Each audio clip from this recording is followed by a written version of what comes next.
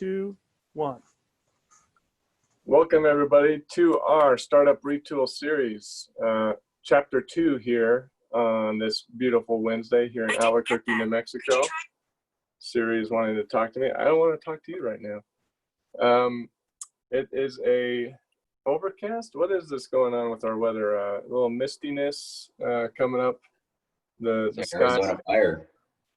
Yes, the Arizona fire. The fires are real this season. We need those monsoons quick, fast, and in a hurry. But speaking of monsoons, there's a monsoon of digital engagement to be had here that we're going to discuss today with two folks I deeply respect in terms of the way that they have engaged digitally in social media and otherwise. We have Lisa Abeta, the CEO, founder and CEO of AppCityLife, the artist formerly known as AppCityLife to some of us, and Aaron Muffaletto, who is with Comcast and does some incredible stuff on the business side, but also personally in her digital media engagement strategies that have been really fun. And we're going to glean a lot from what both of them have been doing, learning the wisdom that they've culled from years of being engaged digitally. And where we want it to land for everybody on the webinar is what it means for me and my practice, my strategy as a founder of a company, especially, or really it's going to be applicable to any of us and personally, but also in our business capacities and our professional capacities.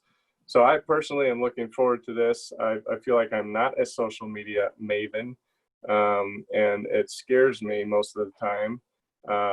I do support teams and causes, obviously in New Mexico, as you know, if anybody knows me.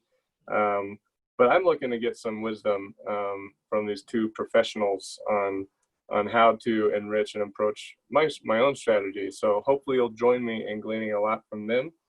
And then like Dan mentioned, we skip on over to remo.co for live engagement together.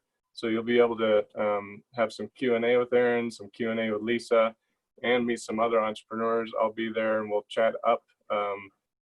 You'll debrief what you learned in the fireside chat here, the flag side chat, as I like to call it, and meet some new people too. So it's going to be a fun day. Thanks for joining us. Let's start with some intros. Lisa, you go first, introduce yourself, and especially through this lens of digital engagement, a little bit flavor there, and then I'll kick it over to Aaron. Yeah, it's really nice to be a part of this. Thanks for the invite. For the last 10 years, I've been the founder and CEO of AppCityLife.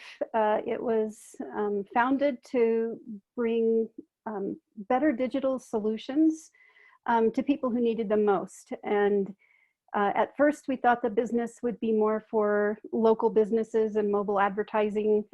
It turns out that when we started that, mobile advertising was still seen as what went by on the bus.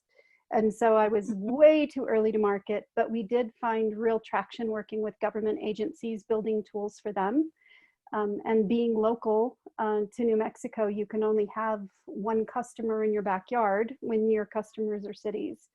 And so for me, social media became the way that I was able to engage with my customers, but also with investors and with people who were in the industry in both tech and in open data, so that it became an education tool. It became a way of meeting people and making friends, and in growing visibility for our company. That's awesome. We're going to dive into that because it has been a long journey, and so you've got some lessons learned and some really great tips and tricks to share. Before we dive in though, Aaron, please introduce yourself. Hey everyone, my name is Aaron Muffaletto. I've been working with Comcast for a little over 2 years now, so you might think of them as a cable company or internet company. We do cable, internet, security, home security, broadband in rural areas as well. And we actually own NBC Universal. So there's this little studio that popped up in Albuquerque. So we're part of that as well. So we're involved in a lot of things. But yeah, just also on a personal note, I think social media has been great as far as like creating a online presence, especially during this pandemic. It's a great way for anybody to have that presence if your business is closed or what have you. But I have always used social media as a great way to connect with others, to advocate on behalf of issues. My past history has always been in government relations and lobbying work. So I've used it as an advocacy tool or education, educating people on issues going on around the state, things that may affect them, and asking for support. So yeah, a little about me in a 30-second speech. Awesome. I realized I didn't introduce myself. I'm the fund manager for ABQID Fund, which is powered by CNM Ingenuity. CNM Ingenuity is the nonprofit innovation arm or enterprise arm of Central New Mexico Community College. And I think we're doing some pretty cool stuff. Everything from the future workforce and the training programs we have, like deep dive coding, to the future business force, the entrepreneurial programming we're doing. That's the kind of lane we're sitting in right now. But definitely learn more about CNM Ingenuity as you learn more about Comcast, NBC Universal, all the cool stuff going on there, and AppCityLife. And by the way, I forgot to mention this too, Lisa. Chances are all of us have engaged with a AppCityLife built app if we've accessed certain city services and different digital apps that the city has put out there the past few years. Is that right? Yes, the One ABQ app was deployed right when Mayor Keller took office. We spent about 2 years building it before that with the city, and then the mayor came in and made some really creative changes, and we launched it shortly after that. And it now is a way to get push notices from the city for urgent information, also to be able to report with 1 or 2 clicks issues that are going on around you. And then for our very first app that we did in the government space was the ABQ Ride app. So that one, as you can imagine, if you ride transit, becomes incredibly useful to get push notices to understand whether your bus is coming or not. I use that app too, and it's easy and great. So thank you. Yeah. I had nothing to do with the building of it. Oh, but you did. I did, but not the tech piece. Yeah. Good stuff. All right. So the topic at hand, everybody kind of has a sense for who we all are. I think this is a deeply important topic for today. We were talking before we kind of turned everything on, and it's a topic around which I feel a certain amount of conflict or weight right now. How to engage meaningfully in what sometimes I perceive, and I think we all perceive to be shouting arenas or sometimes echo chambers and things like that. So Lisa, the kind of the first line of question I wanted to ask you, since you have been successful, as indicated by the blue badge you have on Twitter, by the way, everybody, we're talking to a blue badged Twitter user. I'm speaking I about was rejected, Lisa. I don't know. You need to teach me a thing or two. You have to write ways. So yeah, what are some of the approaches you've taken, Lisa, that you think have led to the benefit and the meaningful interactions you've had on, especially Twitter, where I follow you the most, but other places? How did you approach that? I know you mentioned in your introduction, it's been a place for education. It's been a place to meet and build relationships with investors and customers. So our founders on the call, their ears perk up whenever you use those 2 words, right? Investors, yeah. Customers. What was your approach early on? How did you get started? And then I'll ask some questions beyond the platforms about just engaging digitally, how to make great intros. But what do you think about what led to your success, or has led to your success thus far, in those ways of relationship development and education? Well, as you know, there's a multitude of platforms that are out there. And I think depending on what your business is greatly dependent on what platform you should pick to really focus on, because it needs to be where your customers are, where the experts are. So there's not enough time in the day to become an expert at all of them, unless that's what you're going to do for your job. So finding where you belong that's going to help you so that you get comfortable in one medium is, I think, incredibly important. For me, I was in tech, and Twitter has been a gathering place for people in tech, and they like to have discussions, and they like to challenge thinking, and they like to throw out ideas about new and upcoming innovations. And then it's kind of incredible because you can sit and listen to debates and arguments between leaders in the industry that you would never have a chance to sit down at a dinner table and listen to that argument or discussion and hear both sides of it. And so just by lurking, you can actually learn an awful lot if you're following people within your industry. But as far as the engagement goes, one of the best ways to get started is simply to make comments where you believe what you have to say is relevant within one of those conversations. It's kind of interesting in that, especially on Twitter, it's okay to interject in the middle of 2 or 3 other people discussing something. And it's not only a good way to get someone to notice that you exist, but it's a good way to test out something that you've been thinking to see what kind of feedback you get. I ended up following a lot of the people who were at the very cutting edge of open data because that's where we were. And so by hearing what people were saying around the globe about what they were doing in open data and how open data was being used or deployed or managed in their own capacity, I was able to gather information about an emerging industry where there was no training. It's not like you could go and take a class and learn what all of these places were doing, because it was evolving as we were evolving. And I remember very distinctly, one of the first people that I'd followed was a gentleman by the name of Andrew Stott. And he had really interesting, important things to say. He was from the UK.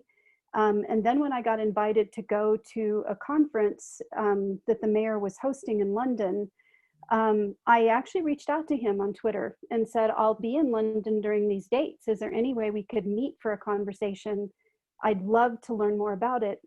And it turns out he was the person who actually deployed open data for the UK. So this chance meeting and the relationship that we had built just from conversations resulted in me getting to have dinner with him and him showing me some of the really interesting innovations that had happened in the area where he was. And it was something that I could never done had I not started following the right leaders in that industry.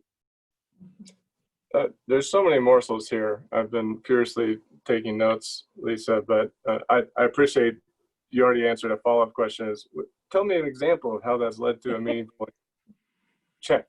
One thing I want to point out, and I've seen this too with some of our founders I mentor or coach through the fund or through programs, is this kind of naive way of looking at or flat way of looking at social media, especially Twitter, which is create account, start blasting my message. The thing you said is where you started replying, you started commenting. So it's that's where I think there's wisdom in there, the way you were talking about going and finding the leaders, finding your hashtag, your topic of open data, and really being a learner, kind of being open-handed and a learner, and saying, I don't want to miss this fast-growing movement, even though I am a part of it. You had this like humility about you, I think was really important, that that you recognize from the get-go. There's other voices here. There's other people I want to learn from. And then you kind of tapped into it. And that, I think that curiosity is really important. I would definitely say that the curiosity and the hunger to learn is what will make digital engagement more important. And one of the things I found in mentoring some of the last cohort that you had in Activate New Mexico was that they've gotten thrown into digital, whether it's where they wanted to be or not. It very well could have been that the concept that they had for their company did not rely on finding customers digitally, on building engagement digitally. They were hoping for something that was far more concrete. And so having to retool that, especially if that isn't your comfort zone, is a difficult thing. And so when you can start picturing it as if there are actual people there and not icons, it makes it easier to put it back into the realm of what you would have done in a different platform. If it had been phone calls, if it would have been walking into a store, how would you have those conversations? You wouldn't walk into a store that maybe you wanted to sign up as a customer and just blast whoever you walked into with your pitch. Not only would they walk away from you, but you would have created a first impression you cannot get rid of. And so when you picture the engagement that you're doing online, if it's an email, if it is on a webinar like this where you have time to engage, or if it's on social media, picture what that engagement would be like in a human realm, because they are humans. We simply are in a different platform where humans are interacting, but they're still humans. So it has to be human at the core. That's awesome. Aaron, I wanted to kick it over to you for a second. I see you nodding your head. I see you, plus wanting, like, from your experience, how do you identify with this, and what are your some approaches that you think have been successful for the way you've engaged in the broader social media landscape, especially? Yeah, well, first off, I think Twitter is actually where I met Lisa many moons ago when Twitter started. We used to have tweet ups, and there was such a small group of people that were on Twitter, and that we would all get together and it would be like, oh, that's who you are at Lisa, we would talk to them with their username. And it was so interesting just because that was, I don't know, that was probably like 2007 or so. And Twitter was still pretty relatively small. So yeah, I mean, it was really, I felt like it was really great as far as connecting with people. But really, I mean, all the platforms, it really depends on how you use it, but they are all great platforms for connecting with people.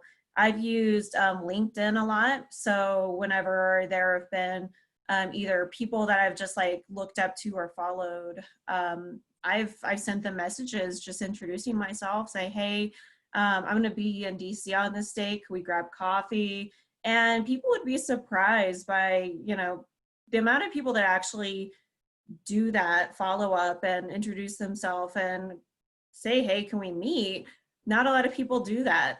And it's just taking that initiative, and that can open up many doors. And I've done that with local people too that I've met over social media, and that's opened up doors. I think Twitter is really cool because you can create this different presence from other platforms as well. And because of the hashtags too, that's something that I really enjoy. I don't watch the news as much as I used to. I just like look at hashtags like hashtag ABQ and see everything happening in Albuquerque, all the big news, or see the ranting of like craziness going on in our country. And so you can see everything really quickly on Twitter, and I really like that.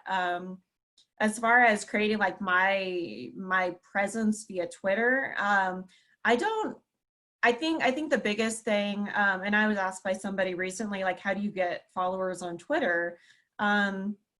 it's really being authentic, like putting your authentic self out there, engaging where you feel like, hey, I have an opinion on this. I want to voice my opinion, but also be very careful, because once you put something out there, that is always out there. You can delete it, but there's always ways to find those things. And especially when it comes to, if you're going to look for an investor or a job down the road, your online presence is essentially part of your resume. And I can attest to that because I've been that person hiring, and their resume can look great, all these things. And then I look at their Facebook or something and it's like, oh, totally different person. And unfortunately that is who you are. And a lot of people think, well, it's social media, it doesn't matter. It 110% matters, because that will follow you the rest of your life. And that shows another side of you that is important. And that's something that you constantly have to think about. And I think when you get into a position to where you're not so worried about getting a job or your job, things like that, I think you can be a little bit more authentic. But when you're looking for a job, I think it's always really important to just err on the side of caution. Like, if an employer was going to hire me, or if an investor was looking at me, would they invest in me if they saw me tweet this? All those things, because like I said, your social media is you. That is a reflection of who you are. That's really good stuff, especially for our founders who are getting a startup started. Your early customers are they're real partners. They're betting on you. Your early investors are betting on you. So this, in the investor scene, they call it due diligence, right? We call it due diligence. 50% or more of the due diligence is done on the person, on the team that is starting the company, even if there's a product there. And yeah, you bet we look at character and background and stuff like that. And chemistry is a big part of it too.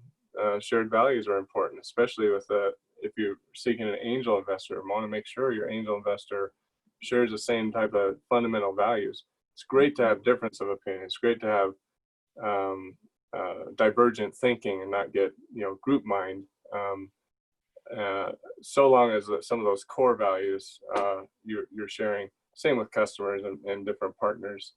Yeah, I've got some stories about how in a shared Google Doc, I busted up a partnership because a colleague commented in a doc that I later shared with a partner we were trying to get a joint venture started with, and the nature of that comment was not great. And what you put out there, social media, everything is almost becoming social, right?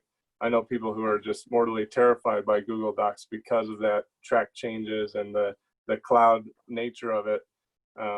But that's where we're going.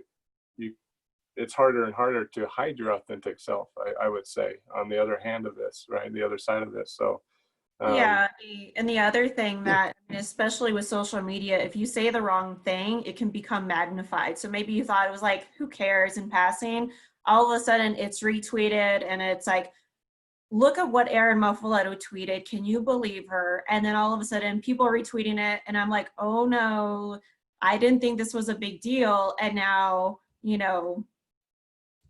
my career is over because of something I didn't think was big, right? I mean, yeah.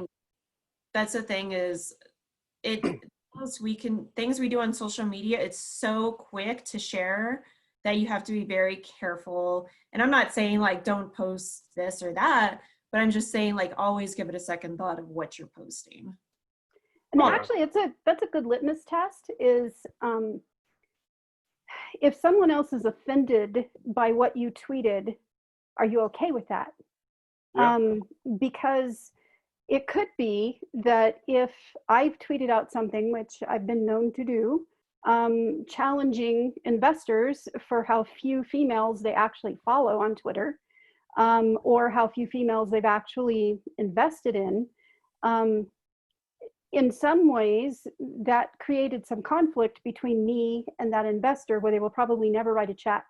But the truth is they were never writing a check. because they were only writing a check in 1% of their fund for women.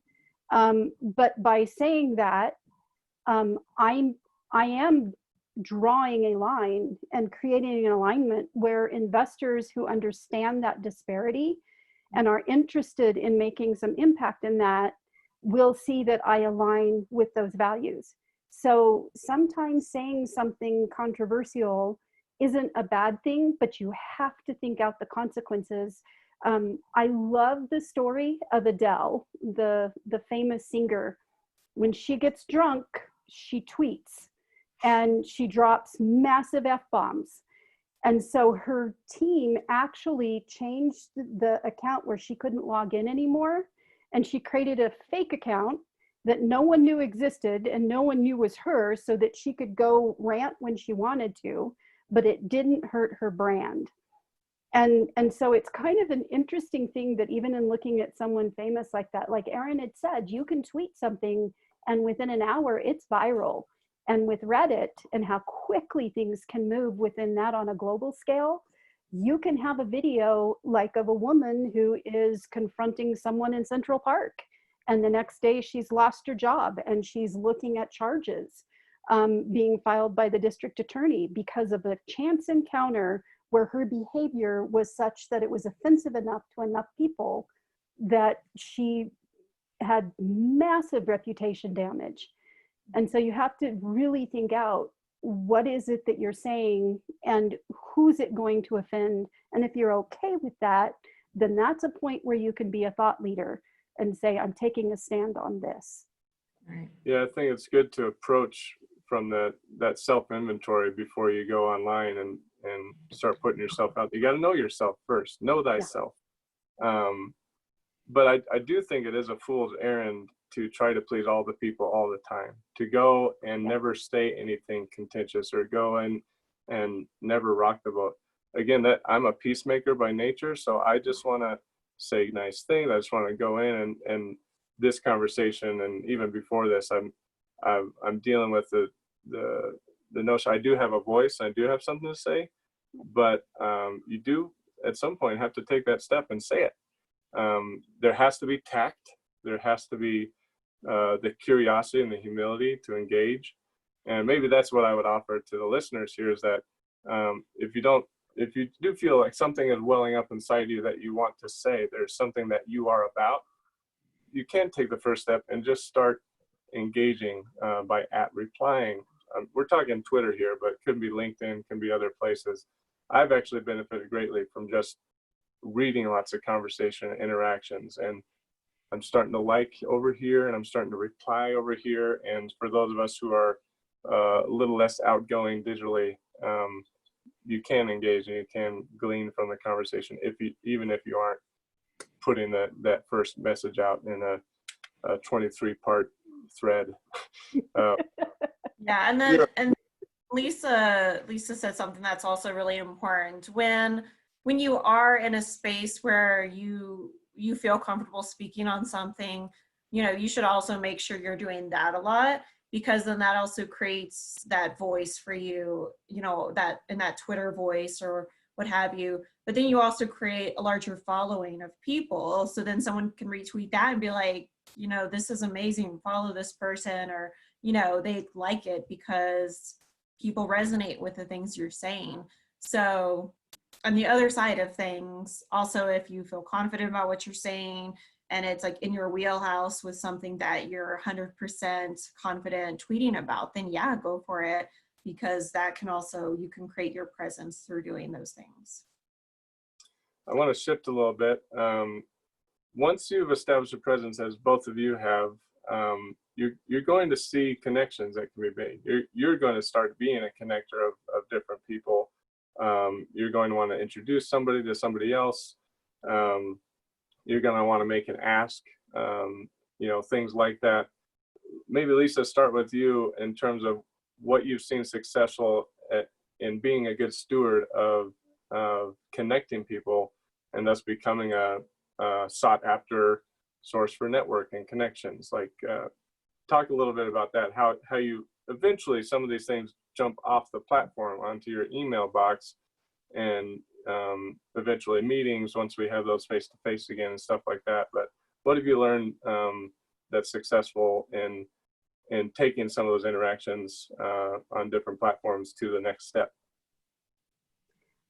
I can't name the number of people who did something for me when I had nothing to offer to do back for them. And I think that's really where we all start. When you're brand new at something, you don't have any social capital. You don't have a lot of things that you can do that make it a fair trade.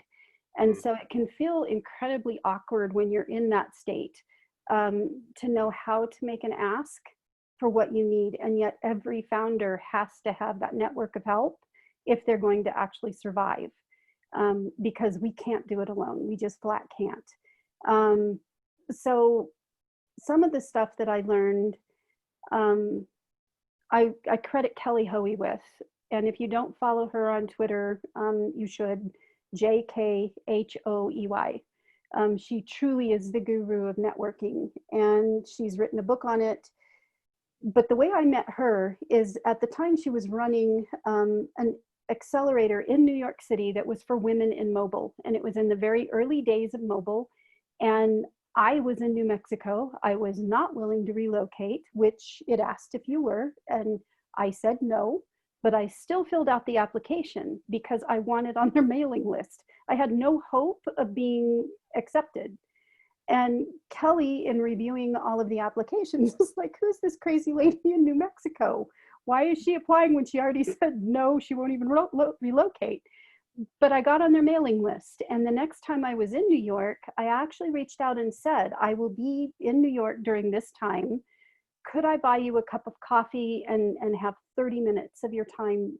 And I wanted advice. I didn't want anything else from her, just advice on how to build this network of people who could help me succeed, because I didn't have the skill sets I needed. And she was intrigued enough that she came. I had very specific questions. None of them required action on her part. They were all advice. And I think when our first ask of someone requires an action on their part, we often are asking for something that our social engagement hasn't really gotten to the tank being filled high enough for them to want to do that. And so then our first interaction is a negative because we've asked them to do more than really they feel like they should. So I think that's a really important point. Don't go straight for the jugular, right? Don't go straight for like, can you introduce me to this investor tomorrow? Hello, it's so-and-so. Please invest, please give me your network, right? Yes. That's the worst scenario of it. But can you share an example of that, or maybe help land that? Because I think that's a really good takeaway for our founders here. Well, some of the questions I asked her were, what conferences should I be attending where I will find other women leaders who can mentor me? And she was able to tell me 2 or 3 right off the top of her head. It took no extra effort of her to even go research that information. She was just sharing things off the top of her head in a coffee conversation. And yet for me, they were actionable. I could go back and look and see if I could afford to travel and go to those conferences. Later on, when I was looking for investment and we had become friends, then I could reach out to her and say, is anyone in your network investing in this capacity, in this narrow GovTech space that you would feel comfortable introducing me to?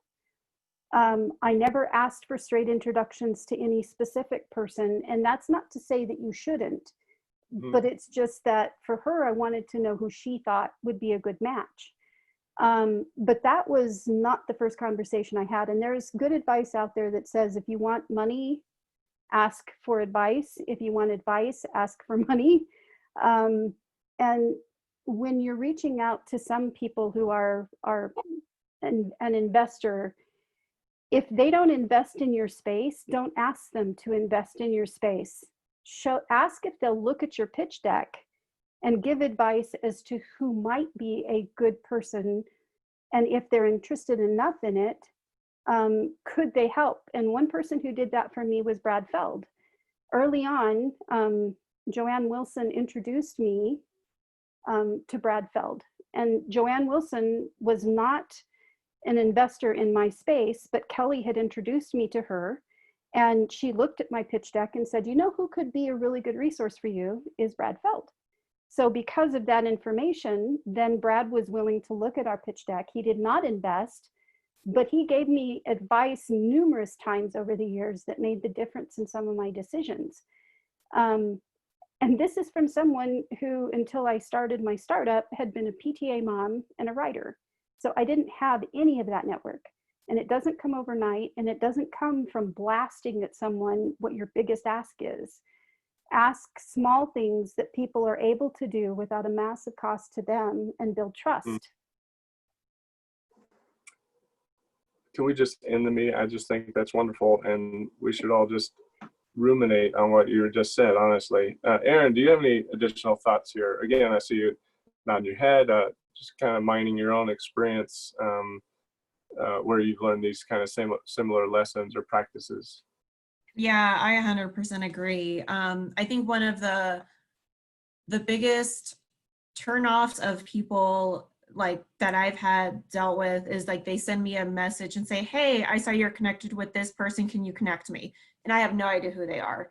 Like, maybe we should talk first, or there have been times where I'm passing, I'm like, oh, they should meet this person, and I'm happy to do those things. The other thing is I'm always very willing to sit down with people, have coffee and share my experiences, because when I was moving up in the government relations world, there were very few females. There still is very few females, but I'll say, like, there weren't any females that would sit down and have coffee with me. It was always men. And that was always frustrating for me, because it's the women that I looked up to and wanted to speak with them. So now I've always taken upon myself, if somebody says, hey, let's meet for coffee, that's a great way to first sit down, have that discussion, and then let that person say, hey, well, you know what, I know this person, let me help get you connected. They'll do it on their own if they really want to help you. But don't be that person that just says, hey, can you connect me to this person? Because right away, they're probably not going to want to, because that's not authentic. You didn't even have a minute to say, hi, I'm this person. I would love to buy you coffee. Let's chat. Yeah, that's the worst way to do it. And then you build more connections too. You just have that sit down. And then, I've been there where I'm like rattling off all these names. I'm like, if you just do this follow up with me, I'll help you. And unfortunately, 9 times out of 10, people don't do the follow up. I've said, hey, connect with this person. And then I get an email from the person I said to connect to, and they're like, hey, is this person going to contact me or not? I'm like, so then I put my leg out there. So one of my biggest things is always follow up. Always say what you're going to do. If someone says call somebody, do it. They're not just giving you these contacts for the fun of it. They're doing it because they authentically want to help you and they think they can help you. I know Lisa, we've gone back to points where I'm like, hey, can we sit down? And that Lisa's somebody I know, she is the same way. And when people say they want to help you, they'll do it, but you need to take that initiative and do the follow-up. And that's real work, right? I think that's what the gung-ho, full of energy founders I see, who they just blast in the stratosphere with intention, but they don't count the costs of what it means to maintain that relationship. And so I would just land the plane on what you were just saying, Aaron, and understand that good networking, like what we're talking about here, is relationship development. Relationship development takes time and is not something that's just a check on your build your network list. Like, it is the list. The relationships are the foundation on which you're going to build customer, investor, future co-founder relationships. And as an introvert myself, or majority introvert, I've had to learn that. I feel like I'm having a 15-year, 20-year education on what it means to authentically build a network. No way around it. It takes time. And there are some who do it faster because they're just built for it. But folks like me, there's that intentionality, openness, curiosity. And the other takeaway is have a coffee budget. I think that's a big takeaway here. Is as CEO, especially, or founder, you're a chief relationship builder, and I think having that coffee budget, which is a proxy for have an open, learning disposition, slow, not fast relationship building budget, is a huge takeaway.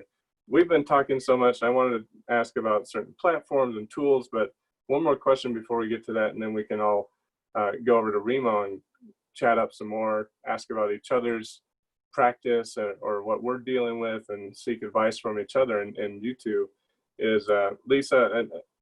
And I have my bias here because I really believe in this too. But in your notes you sent over beforehand, you talked about the importance of the double opt-in. What is the double opt-in introduction, and why do you think it's important as a follow-up to what I was just talking about in intentionality? I could give you a perfect example because it came from me not doing it. Early on, one of my customers was a leader in city government, and I was talking to another startup, and I knew that this person who was in leadership in city government could make the right connection for this person. But I didn't have any clue as to whether, one, that leader had the bandwidth to do it, whether in their new role they had the ability to do that. And so I sent off this fast email introducing the two of them, and I never heard back. And I was very surprised because their response was always very quick to me when I would email them. And so 2 or 3 days later, I reached out to him and asked whether he had gotten the email. And he asked if we could get on a call, and we did. And he explained to me that I had put him in an untenable situation where he had to be the bad guy in replying and saying no, or even in his silence being the jerk who didn't reply. And I had done that to him. So not only did I hurt my relationship, thankfully temporarily, because he was generous enough to know I didn't understand that and teach me that, but I also created a negative first experience for the entrepreneur I actually was trying to help, because their first experience with that leader was this negative thing, so that even if they met them later, that would be their memory of them. And so in that moment, I understood you don't ever introduce anyone to another person without getting permission on both sides. Because if the two of them are not interested in talking to each other, you created a problem for one of them, and you created a disappointment for the other that shouldn't have been there. So I don't ever do an introduction anymore without both sides of that being opted in. And then, like Aaron says, when you do that and then the other person never follows up, then you've kind of lost that ask with me. I won't do it again. Yeah. Yep. Yeah, I was just gonna say I have been in those situations where it's kind of heartburn whenever people ask, like, hey, can you introduce me to this person? And it's somebody that's burned you before. And I've gotten to the point now, I've had those serious talks, because I could just say, I can't, or, they're busy, and I could make up excuses. But at the end of the day, like, if we really want to help people, I think it's important to have those honest talks. So I've actually told this person, like, hey, this is what happened in the past. I'm not going to help you again if you don't do this. And right. A lot of times people are just, they're like, they forget, or they don't even realize, like, you know what, you're totally right. I just totally missed the boat on that. I'm so sorry. I'm not going to mess this up. And, we're people, we make mistakes. I get it. But That is so important. And I agree with Lisa on that. That's why I always tell people, send me an email so I can introduce you. So then I can have that discussion in the meantime with that other person. Say, hey, there's this great person I want you to meet. Can I introduce you to? I've never met somebody that's like, no, I don't want to meet that person, but you never know. There is always that chance where maybe they have met before and it's like, no, I've talked to this person before. I don't want to do it. But that's always, it's courtesy, good courtesy to do that. My favorite intro without the double opt-in was that I introduced two people who had been close colleagues for 5 years. Because I was going fast and furious. I was like, oh, these people are both thinking about these things. They should be. I'm TJ, the master networker, and little did I know I was the one that didn't have the context. So they already knew each other quite well, actually. So, well, shoot, we didn't get to talk about different platforms, how you use them differently. But I think for the sake of the second half, the value of these sessions of people be able to interact directly with you two and with each other, I think it's a good time to head over to Remo. On the list of possible discussions is you could ask Erin about how she's using Instagram Live, a recent experiment she ran with that in the quarantine when that happened. We didn't really talk LinkedIn. We got into some Twitter a lot, but LinkedIn, I think continues to be a very interesting platform. We could talk about Reddit and some of these, they're not quite social media, but they're social media for sure. I don't know if I want to talk about Facebook, honestly, right now, but we could talk about that. But yeah, let's go in and kind of question for discussion is how are you engaging digitally, and what are your takeaways from the session, and what are you working on in your mind in terms of how to take your practice to the next level as a founder, is whatever capacity you're working in. So Dan, take us away, sir. And thank you so much, Lisa and Erin, for the time in this little flagside chat and the coming interactions on Remo. Thanks so much. Yes, Hans. Thank you so much. Appreciate it, Erin and Lisa. Looking forward to connecting with you in the virtual networking portion, which we will move to now. There is a link in the Zoom chat. You will click that link and you will be taken to the virtual room. If you're new and you haven't joined us before, you'll have to create an account, free account. And basically, for those that came in a little bit late, I'm going to just share my screen real quick and show you what it looks like. And so again, this is what it looks like. Once you're officially in, you'll see your little bubble. You can see TJ's already in there at the Activate NM table, which is the first table. And of course, we've got Lisa at her table over here and Erin at her table over here. There's some additional tables. I know David Sayers from the city said he would be back and he will probably be hanging out at this table. But it's supposed to represent kind of a layout. There's a little stage here. There's a little video how-to that I also put in the chat. The key to this platform is to double click. That's what you do to navigate. So if I want to go to, you can see Big H is double clicked into City Life. If I want to go to hang out with Erin, I double click there and there she is. And what you got to do in order to see each other is you got to turn on your camera, okay? And then you can go to tile view if you'd like, all right? I'm going to go back to the floor and I'm going to go double click on this room, and obviously there's no one in here but me. If you'd like to connect with those people, you'll just click on their heads and then you can find their LinkedIn. You can message them directly, or you can click on the chat here and chat everyone in the world, everyone at your table, or individuals, okay? Biggest thing is you got to double click, and you need to remember to allow Chrome, if that's your browser, to access your camera and microphone if this is your first time into the session, okay? So we will not be coming back here, so click on that link, join, and then once you're successfully in, go ahead and log out of the webinar, and we'll see you over there. Thank you so much. I'll hang out in the main webinar view to help anyone get to cross the chasm. Otherwise, thank you so much, and we'll see you over there in the networking portion. See you over there.